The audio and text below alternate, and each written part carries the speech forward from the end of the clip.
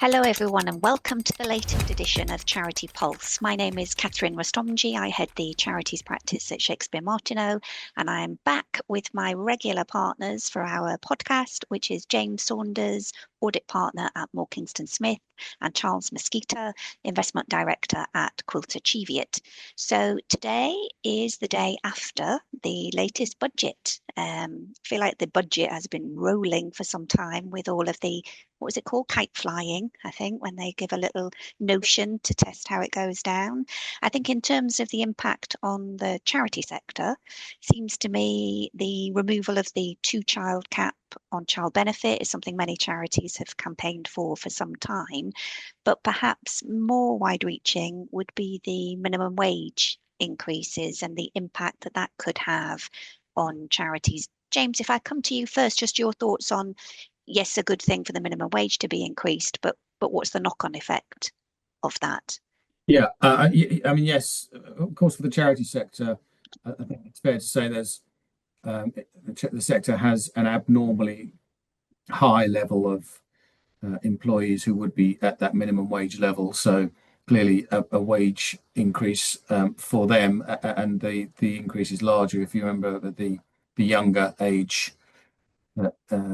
So that's good on one hand, but what you've got to remember with these sort of things is in all these organisations, there's a link between the minimum wage and then the next stratus of wages. So if you give the minimum wage a bump, you've obviously got to, or almost certainly got to give the next levels up and throughout the organisation a bump as well. So I think it's the old law of unintended consequences, which actually is quite reasonably well known now, that at the moment when the minimum wage goes up, all wages go up through an organisation.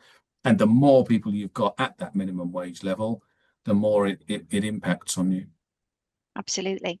And Charles, I think you've been on your travels and having discussions with various charities and things. I think you had an example of the financial pressure that charities are under from the last budget. Yeah, so I was talking to a hospice in the north of England, in fact, not very far from you, Catherine. Obviously, I mean, they had a turnover of about 1 million to 1.3 million, I think, and they said that the NI national insurance contributions employers had added another 33,000, of which they hadn't allocated into their budget. But also the other thing, which I completely, I mean, it's easy to forget, and talking about James's unintended consequences, is of course a lot of their pricing is against the NHS, and so when doctors and nurses and everything else salaries go up, so the hospices have to respond as well. But what I found really shocking, and I have to say I hadn't realised it, was that they only get 4% as a contribution from the NHS. Now, if we think about it, for a hospice, if it didn't exist, the NHS would have to provide. So there is definitely a big benefit the NHS is doing. But the reason being they're only getting 4%, because I always thought it was somewhere between 20 and 35, depending on which area they were, and I never quite understood why the inconsistencies, but because they don't have any in-house beds. So that therefore the commissioners don't really know how to fund it. And you just think this is really binary thinking. I just found it extraordinary. Yeah. And and the poor chief executive was literally tearing her hair out, and because they've got a real funding crisis, but also need is rising and huge pressures on them. So yeah, government's meant to be thinking about charities more, but I do sometimes wonder whether they think about the connectivity between various decisions and how that impacts. So I think we'll wait to see what the response is to that from the sector. But yeah, as it was only yesterday, we haven't seen too much. But the various stories that caught my eye this week, the first one, quite a dramatic headline, that charities refuse to comply with the Home Secretary's migrant volunteering plan. And this article was talking about more than 300 charities and voluntary organisations have signed a letter to the Home Secretary saying they will refuse to comply with her, quote, immoral and impractical proposal to introduce a volunteering test for migrants applying for indefinite leave to remain in the UK. So interesting, I suppose, how charities do become a bit of that moral voice, and I think many have commented it's not volunteering if you're being made to do it, and whether charities should be in any way aligning themselves with this. But Charles, coming to you first, if you'd seen this article, whether you had any thoughts on that. I took a slightly different view to this. I mean, there were statements like, volunteering always has and always will be voluntary. Well, yes, it is. But actually, if we think about it, the first volunteer organizations was medieval Britain. It was about 500 voluntary run hospitals. If the benefits of volunteering, and this is where I think the communication and the way they talk about it is completely wrong, in the respect, yes, you can't force anybody to volunteer, otherwise that goes against the principle of it. But actually, it is a fantastic way of integrating people into society and getting them to understand and know on both sides. So to my mind, we should be embracing the idea, but just persuading people of a different way of doing it.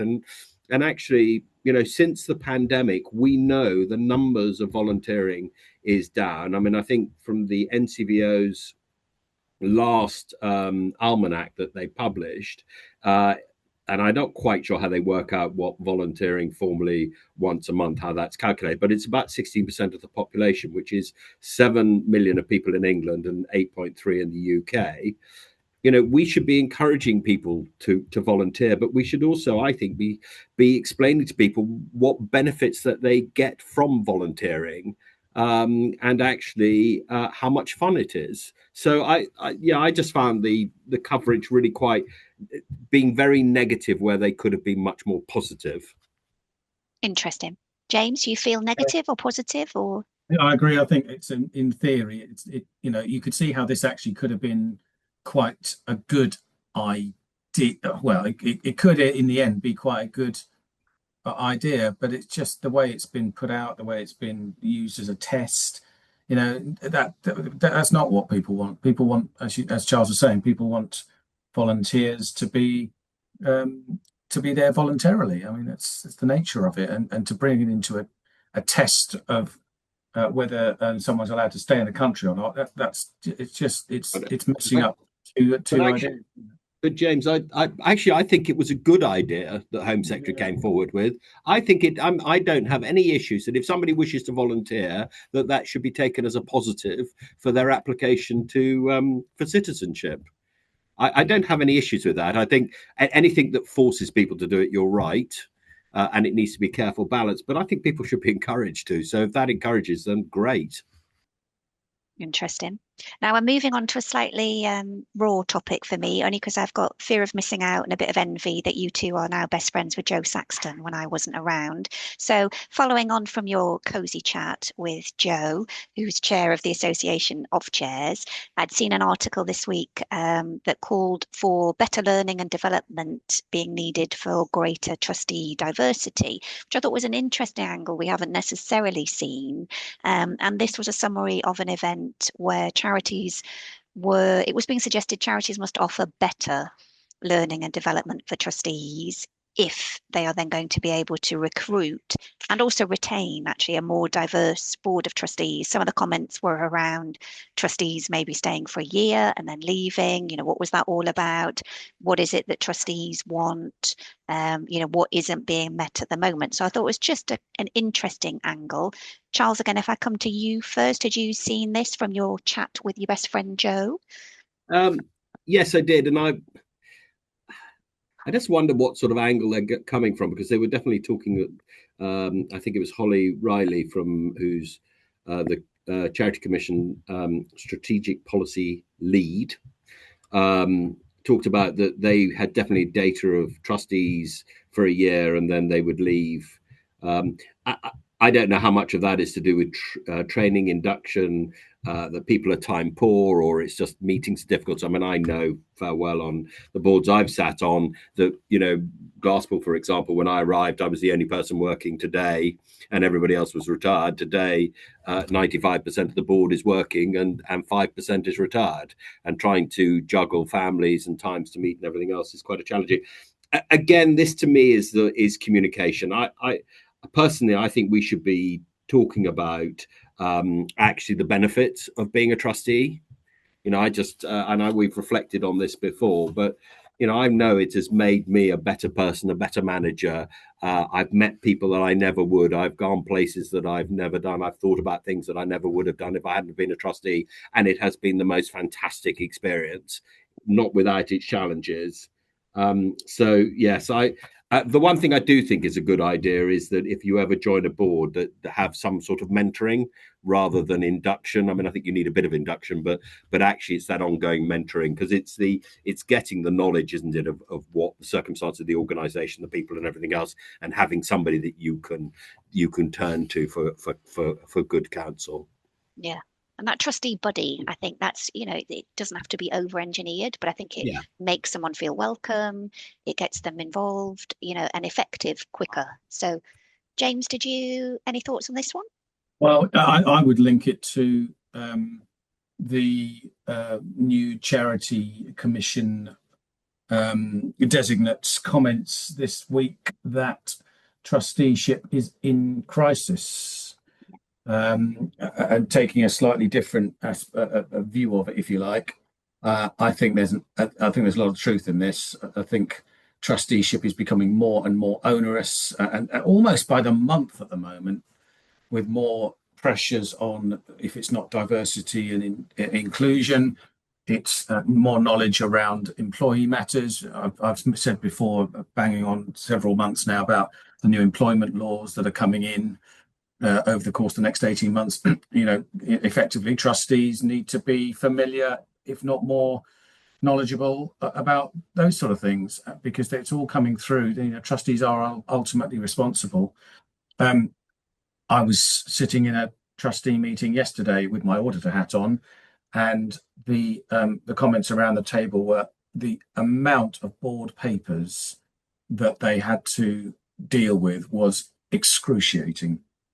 Every committee, every subcommittee, if you like, was doing more, and we needed to, and it was doing more at the request of regulators or the board, and that was all being reported in. It was all feeding through into very long board papers summarising matters on various topics, which were all covered. The meeting started with, look, this is going to be a long one because we've got an awful lot to do. But again, I think that's just, people need to be. I mean, I like the idea of the buddying system. I think it's better than mentoring, because I think it's a nicer word. But James, I think this whole thing of just making things more and more bureaucratic and formulaic is not why people join boards. I think we just got to be creative and imaginative, and produce less papers. And certainly where I'm chairing a board now, I'll sit down with the chief executive a week beforehand and ask them, what are the 3 things that we want to discuss? Charles, I totally agree. And the board I was referencing yesterday they don't want these papers. They're not. This isn't a deliberate effort to. We really need more papers. They hated it, but it's just again unintended consequences of the more stuff. I mean, just little things like right now. If you're a director of a company, you've got new Companies House online registrations to do for ID verifications. That's got to be done by every director, which is effectively every trustee of a corporate charity. All these sort of things add up, and every time there's a meeting, there's something else coming out. It's not, like I say, they're not asking for these things. It's just But James, once you've done it. But once you've done it once, that will be it. The Charity Commission, the Charity Commission is likely to do the same thing. We've got Gateway, the government system, and it just needs to have some joined up thinking, which they are progressively moving towards. What I'm saying, Charles, is that with all this stuff that trustees get these days, it's not surprising to me in the slightest that people are reticent to volunteer on this basis. I think that the amount, if the amount of benefit outweighs the inconvenience, in my view, and I think we should spend more time talking about actually what a privilege it is, and how much better we are as people for doing it. And actually, it's fun. I agree with you. There's a whole lot of boring stuff. Some of it you just got to just ignore and move on and focus on what we're meant to be doing, which is the purpose of the organisation we're set up for. Right, James, don't rise to it. We will ignore and move on. And I'm coming to a topic you might like, James, because it's your world and I've put it in for you. So we've had the new SORP, which is going to apply to accounting periods after 1st January 2026. And charities are being urged to be more deliberate about the new impact reporting requirement, is what David Holdsworth, Chief Executive of the Charity Commission, has said. There is some counter-argument noise around whether that's possible, whether it's going to be useful, whether this is a good thing. But with your charity auditor hat on, I'd be interested in your views on impact reporting requirement and what your thoughts are. Yeah, I think it's only required for the larger charities. So it's 15 million, isn't it? I think income level that you've got to put some impact reporting in. Now, impact reporting can take all sorts of different formats. It can be relatively light touch, and it can be very, very detailed, granular, depending on what you want to use it for. Really, I mean, the sort of the more purists, if you like, on social impact reporting, I think, would say a lot of the value, certainly from an accounting point of view, if you like, on my side, put a value, an ultimate end value, on how much society gains in pound terms from the pound that is spent on the activity, the charity's money, in effect. So a pound pound given or pound received by a charity at one end produces how much pounds worth of social, societal benefit at the other end. I mean, that's and often that £1 converts into 50, 100, much more than its original cost. That's one way of looking at it, and that's it's quite an extensive way of analysing these things, and it involves interviews and analysis and all sorts of workings to get to that point. I don't think that's what even the larger charities are going to be needing to do. They're going to have to be looking at what's the ultimate impact of your work, rather than just say, we paid for X amount of I don't know, training on nurses or teachers or something like that. It's the next step that's the interesting bit. What was the societal benefit of those people, for example, if you're an educational charity, getting the qualification that you funded? What's the value to society of that? How much have we saved by not getting them educated through the state? What benefit are they bringing in educating children or whoever they're? It's that next step that's going to be the interesting way of looking at things. And it's encouraged for smaller organisations to put some of this in their accounts, not mandatory, but it's encouraged. It's the way, I think, that it's a better way of reporting for charities, because charity is far more than money in, money out. We all know that. How do you show the true value and the true impact, rather than necessarily just the outputs for charity? Charles, anything on this? Are you quite neutral? I hadn't picked up on that 15 million distinction about when it's a requirement and when it's optional. And I take that point, actually. For those charities, 15 million income plus, the big charities, why wouldn't they take the opportunity to report on their impact? Well, I can give you a very good reason, because actually, and I have to say, I share Deborah Alcock-Tyler's view on this, who's the CEO of the Directory of Social Change, is that for lots of charities, it's very difficult to measure impact easily. And I think of, the medical research charity, where we're doing research on a thing. Can I measure the impact of that easily? No, I can't. I can tell you what the statistical changes are over a number of years, of which we would be part of, but we're only part of that solution. The other thing, if you remember, we had at one of our charity professional hubs, we had Professor Peter Frumpkin talking. And if you remember, in the US, this has become an industry in itself. And in fact, I looked up the figures. So collectively, the US charities spend on evaluation about 2% of total grant making. If you then put that into proportion in the UK, that would be about 100 million a year. I'm not sure that I think that measuring impact or spending 100 million on charitable purposes where I think the value is. I think it's spending the 100 million on charitable purposes and getting it. And the other thing was, David Holdsworth made a comment about public benefit. The statement's now a bit of a tick box in the thing. Well, I'm terribly sorry, but Glasspool, we're doing relief of poverty. Why do I have to make a statement about the public benefit?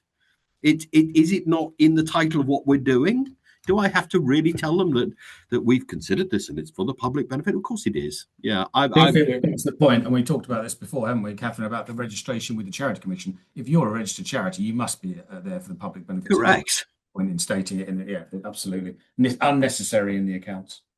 Yeah.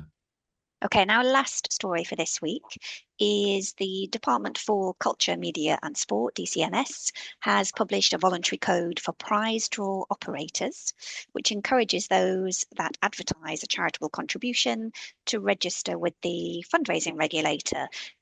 So far, 20 operators have signed up to the code, and so far you might be thinking, so what? How does this apply to our beloved podcast?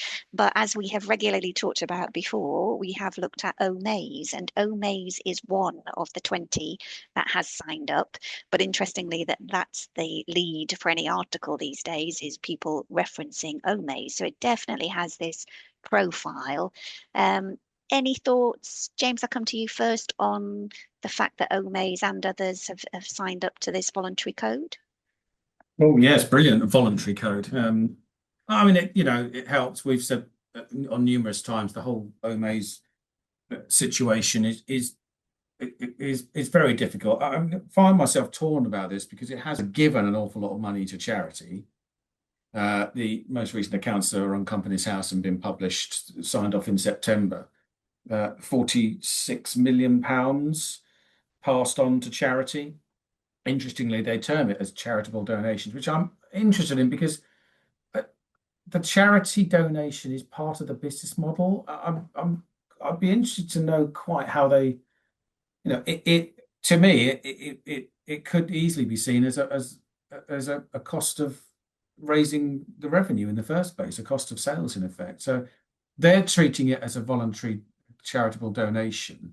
But I would wonder if it's, people buying the tickets for Omaze, if you took out the "this is all for charity" line, would they buy those tickets? I mean, they might buy it just because they want the house, like you, Catherine.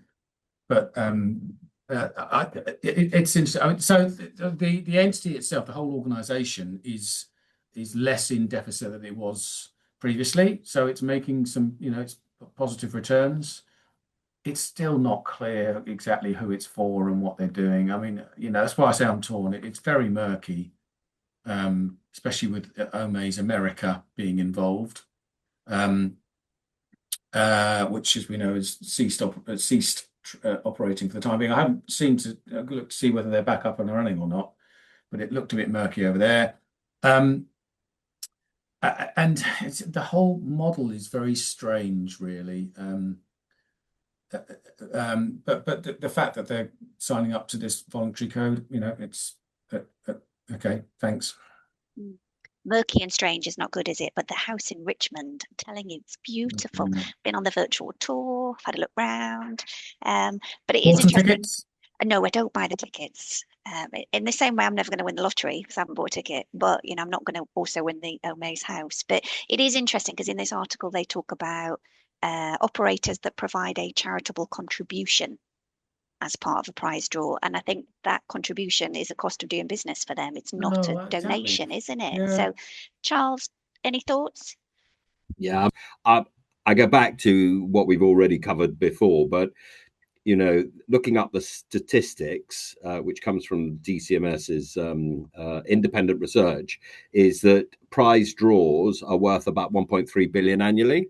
And you've got about 7.4 million adults participating and over 400 operators. Well, gambling is 15 billion, and 88%, I think, of the participants are people who will also gamble as well. Sorry, this sits with the Gambling Commission. I don't understand. I even tried to look up why. The fact that you can enter it without actually paying any money is the only criteria. That to me. Yep. So I would love to know from Baroness, whoever it is at DCMS, of why it is different from a gambling, any other gambling. And the other thing is, although it's voluntary, what does voluntary really mean? The fundraising code is although it's voluntary, is not voluntary. Sorry, you have to sign up to it, and rightly so. I always had a problem when they launched that it should be voluntary, because it ain't voluntary. So I personally, I think this should, and I don't understand why prize draws should have a lighter regulatory regime compared to gambling. Agreed. I'm going to call time now, chaps. I think we've covered a lot. Thank you, James and Charles. Thank you for joining us. Do please feel free to like and share our podcast on various platforms. If you have any comments, you might strongly disagree with things that we've said, we'd love to have a bit of interaction and hear from you. And also, if you have suggestions for future topics, let us know. But hopefully you can join us for another session in the future. Thank you.